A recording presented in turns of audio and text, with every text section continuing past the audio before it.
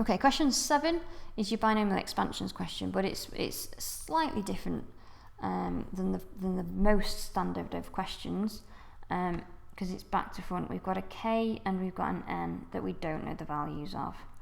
I know we're not a fan of these questions. We don't like k's,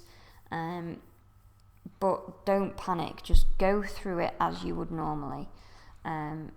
So we need to know our binomial expansion formula, and we're going up to x squared. So that's going to be 1 plus nx. So it's n, and our x is this kx term here. So we've got nkx. The next term is n times n minus 1 over 2 factorial, or just 2, times our x term squared. So that's going to be k squared x squared. So that wasn't too bad.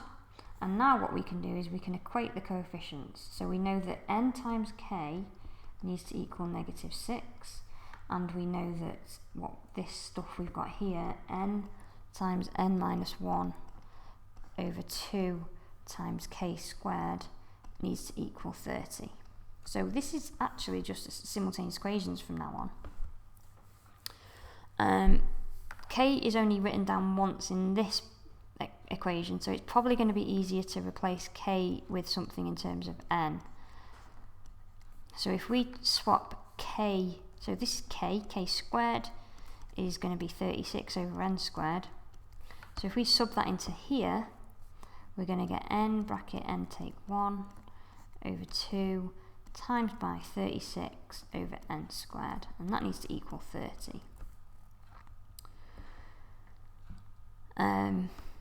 This n can cancel one of these n's, and this can become 18. So we've got 18 bracket times this n minus 1 over n is equal to 30. We can times by the n. I'm going to expand the brackets as well. Times this n up here, and then we've just got a linear equation. So if we take away the, in fact, let's take away the 30n, so that's going to give me -12n, and add the 18. So n is going to be equal to -18 over 12, which is divided by 6, so 3 over 2. K was -6 over n.